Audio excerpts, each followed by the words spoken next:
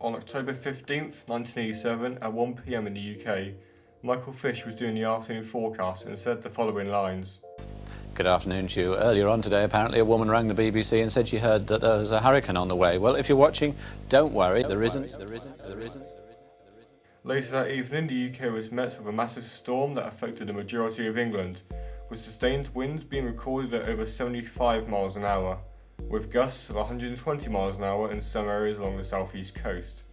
Damages are estimated to be almost £6 billion in today's money, and 22 fatalities were recorded.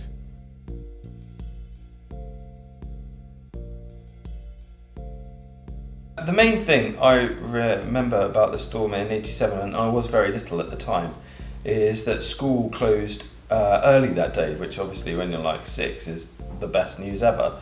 And what I remember is my mum came to pick me up because obviously the buses weren't running. It was a very little small village school in the middle of nowhere really. Every road that we took back to get to the house that we lived in, every road we took had a tree that had fallen down across it as we were going back, and it was obviously very windy. And I think I can remember my mum getting kind of quite panicky about it, but in the end we did sort of like find a long route home that allowed us to get there, and then stayed in and watched the storm kind of wreak havoc across the country. There was lots of backlash after the report. There was lots of people who were, calling into the TV and to BBC wanting to have Michael Fish fired, even though it was a genuine sort of mistake. You saw the lady on lots of interviews on TV talking about, how she was able to predict the weather when, the meteorologists on the BBC couldn't. And yeah, it was just really surreal seeing the, someone that everyone kind of trusted on the TV having all this backlash and being like hated for just an honest sort of mistake. It's really weird. Even though France suffered even more impact from the storm, with a recorded gust of 142 miles an hour in Quimper, it leaves a stronger effect on the people in Britain because of that forecast, and it is arguably the reason the storm was so bad, because the public had no time to react at all. Fish later stated in an interview with the BBC in 2004, "My remarks referred to Florida and were a link to a news story about devastation in the Caribbean that had just been broadcast. The phone call was a member of staff reassuring his mother just before she set off there on holiday." The storm that Michael Fish was referring to was Hurricane Floyd in the Atlantic, which had affected the Caribbean and Florida days before the Great Storm took place. The two storms, however, were not related, as the Great Storm formed in the Bay of Biscay, which had been confirmed multiple times, even by Fish himself in the same interview. However, the damage had already been done. People were not happy with the Met Office or Michael Fish, and the Met Office focused on detecting any signs of major storms happening again in the future and warning the public about it.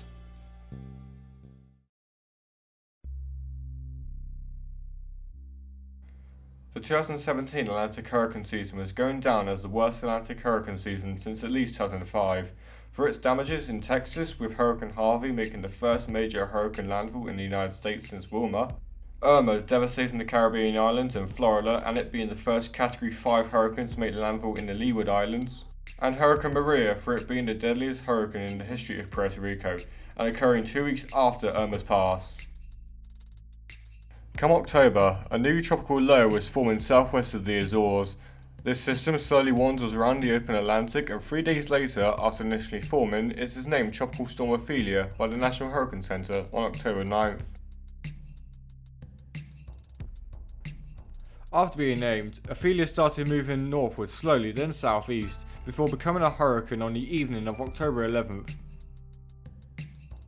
After stalling for a bit and fluctuating between Category 1 and 2 strengths, Ophelia reached its peak intensity as a Category 3 hurricane south of the Azores and was moving rapidly northeast towards the British Isles. Despite peaking as a major hurricane so close to the islands, only light damage and flooding occurred and only 7 trees in total were downed, and thankfully no fatalities were recorded. Ophelia then downgraded to a Category 2 hurricane and was heading for the United Kingdom. Well, Ophelia developed very quickly into a hurricane, and these kinds of storms, they're small but they're full of energy, so they're difficult for computer models to get a handle on. And this one in particular, it formed near the Azores and rapidly deepened into a Category 3 hurricane in the days before it arrived in the UK.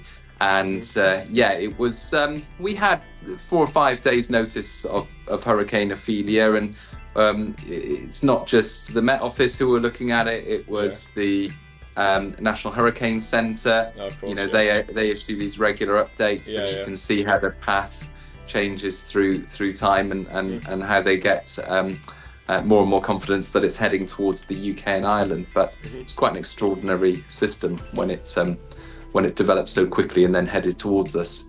When I looked at the weather forecast, I saw this Hurricane Ophelia coming. I didn't know what to do. All I knew was 3 things. I had to prepare my house, my family, and lastly myself. I couldn't imagine what my house would look like after that storm. I mean, 70-mile-an-hour winds. That's unheard of over here. I was watching TV and I saw the weather forecast, and I saw there was this massive hurricane coming in, and I just did not know what to expect. Ophelia expanded in size and was transitioning from a hurricane to an extratropical hurricane as it entered the cooler waters of the Celtic Sea. In the early hours of the 16th, weather warnings for wind had been effected for Ireland and parts of Scotland, as well as West England and Wales. Those warnings in Ireland and Scotland then turned into amber warnings. The Met Office pleaded with people in Ireland and Scotland to prepare for the storm as early as when the storm formed. The schools and businesses in the northern British Isles were shut, as well as planes, buses, trains and appointments were cancelled in an effort to protect the people. On the morning of the 16th, 109-mile-an-hour gusts were recorded on the south coast of Ireland. More than 22,000 homes and businesses are without power in the Irish Republic this lunchtime, where people are bracing themselves for the full force of Storm Ophelia. The Irish Met Office has warned of potential danger to life and property, and troops have been deployed to coastal areas in the Republic in what's expected to be the most severe storm to hit Ireland in half a century. Well, Storm Ophelia hit the southwest of Ireland a short time ago, with gusts off the coast measured at 109 miles per hour. It moves on then to Northern Ireland and parts of Wales through the day, with wind speeds expected of up to 80 miles per hour. And the storm is then forecast to head north to central and southern Scotland tomorrow, sparing eastern parts of the UK. So when it hit us, I think the trees were just going crazy. Like, I thought it was going to smash a window, and then I was in my living room, I look outside and there was a trampoline in the air. Like, that's how bad it was. The wind was only the second craziest part about the storm. The part that was the craziest was that you could look directly at the sun. It was red. Like, you look up and the sky was red. I didn't even know if it was real life at that point. Yeah, the Met Office is based in Exeter, and I remember coming to work that day and seeing the haze in the sky and the kind of peculiar colour of the skies and the sun, and it almost seemed apocalyptic because of the weird. There was also a weird warm feeling for the time of year, because Hurricane Ophelia, not only did it brought these strong southerly winds, so not only did it pick up some smoke from wildfires across Portugal, but it also brought this warmth. So it felt warm. You had this weird colour in the sky and over the sun, and so it all just felt very strange, although we understood the reasons why, so it wasn't a great surprise. We do see that occasionally. You do see forest fires over Iberia and the smoke and the particles and so on being transported to the UK, or Saharan dust, and you get different colours in the sky and across the sun. This did feel very strange. You had this system that was only just a hurricane that was bringing southerly winds that felt strangely warm for the middle of October, high teens, low 20s across some southern and eastern parts of the UK, and you had all this dust and smoke in the sky that caused weird colours. So yeah, the whole thing felt very weird. During the storm's path, it did $87.8 million in damages and killed 3 people in total, all of which were in the UK. The biggest gust was recorded inland at 119 miles an hour at Fastnet Rock, just off the coast of County Cork in Ireland, and just over 400,000 people were left without power. Ophelia is the worst storm to impact the UK since the Great Storm of '87, and the worst storm to affect Ireland in 50 years.